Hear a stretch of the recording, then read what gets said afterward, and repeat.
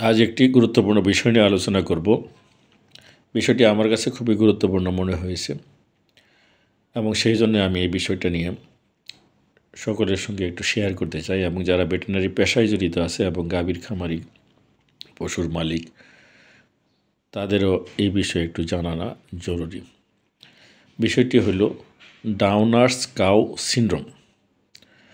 বাংলাদেশে ডাউনার্স cow syndrome এটি খুবই গুরুত্বপূর্ণ রোগ। এদেশে প্রচুর ডাউনার্স কাউ সিনড্রোম রোগী পাওয়া যায়, বিশেষ করে শীতকালে, এবং এর পরিণতি খুবই ভয়াবহ হয় এবং গাভীটি পরিণতিতে খুবই খারাপের দিকে অগ্রসর হয়। ডাউনার্স কাউ সিনড্রোমে পরিণতি খারাপ হওয়াতে এবং বাংলাদেশে বিপুল পরিমাণে অর্থনৈতিক ক্ষতি হয়। আমি এই বিষয়ে একটু আলোচনা করতে চাই। প্রথমেই বলবো ডাউনার্স কাউ সিনড্রোম কাকে বলে।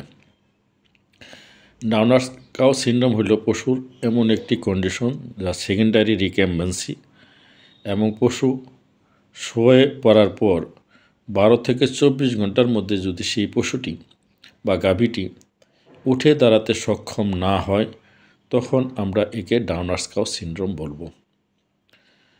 এখন বলি ডাউনার্স কাউ সিনড্রোমের কারণ। ডাউনার্স কাউ সিনড্রোমের অনেকগুলো কারণ আছে, আমি এখানে 5টি কারণ উল্লেখ করব এবং 5টি কারণ সংক্ষেপে 5M নামে আমি অভিহিত করব। প্রথম এম হইল ম্যাট্রাইটিস। ম্যাট্রাইটিস হইলে যদি পশু টক্সিমিয়ায় আক্রান্ত হয় এবং পরিণতিতে পশু ডাউনার্স কাউ সিনড্রোম হতে পারে। 2 নম্বর এম হইল ম্যাস্টাইটিস। ম্যাস্টাইটিস হইল একইভাবে পশু ডাউনার্স কাউ সিনড্রোমে ভুগতে পারে। 3 নম্বর হইল এম মাস্কুলোস্কেলেটাল সিস্টেমে যদি ইনজুরি হয়, এই ক্ষেত্রে পশু ডাউনার্স কাউ সিনড্রোমে আক্রান্ত হয়।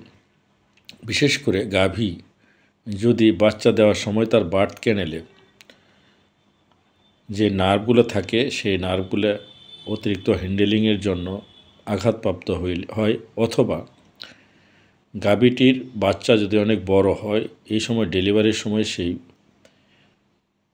বার্থ ক্যানেলের আশপাশে থাকা যে সমস্ত নার্ভ আছে সেই নার্ভগুলোতে যদি প্রেশার দেয় এবং পরিণতিতে নার্ভের যদি ক্ষতি হয়, সেই জন্য পশুটি ডাউনার্স কাউ সিনড্রোমে আক্রান্ত হতে পারে।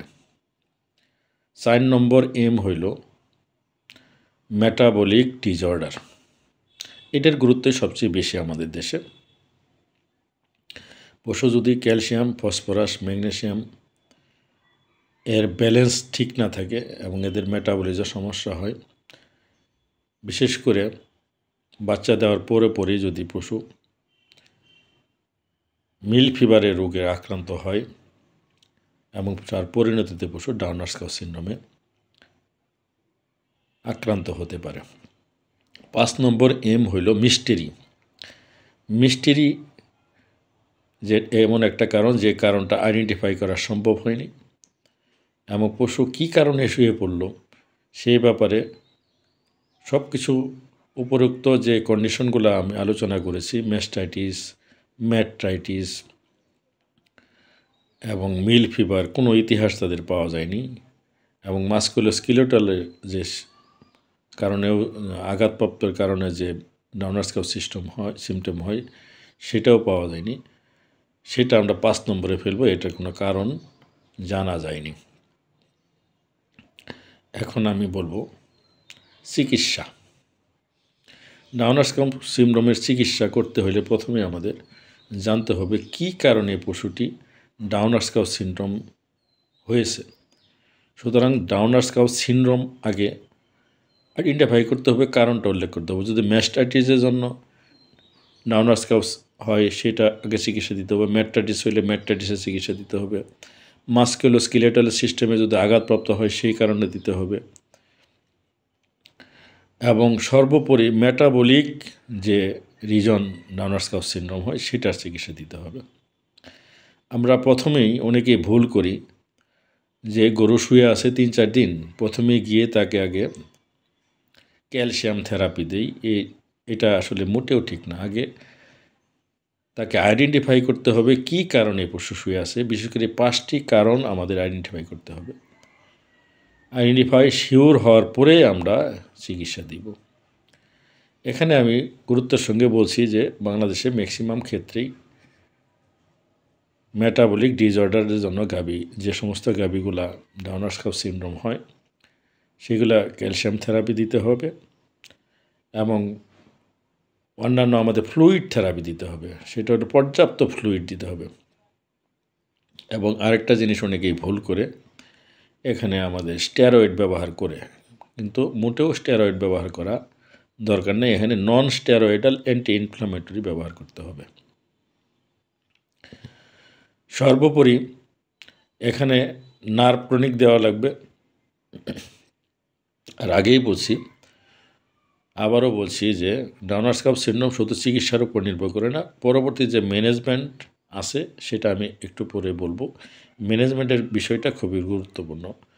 প্রথম ম্যানেজমেন্ট হলো পশুকে নরম জায়গায় রাখতে হবে, পশুকে বারবার এপাশ ওপাশ পাশ ফিরাতে হবে, পশুটিকে দাঁড়ানোতে সহায়তা করতে হবে। বিশেষ করে অনেক সময় আমরা কপিকল ইউজ করে সেই পশুটাকে দাঁড়ানোর ব্যবস্থা করতে সাহায্য করা দরকার এবং পশু পা মেসেজ করে দিতে হবে এবং কয়েক দিন পর্যন্ত চিকিৎসা, সুনির্দিষ্ট রোগ অনুযায়ী চিকিৎসা করতে হবে। এবং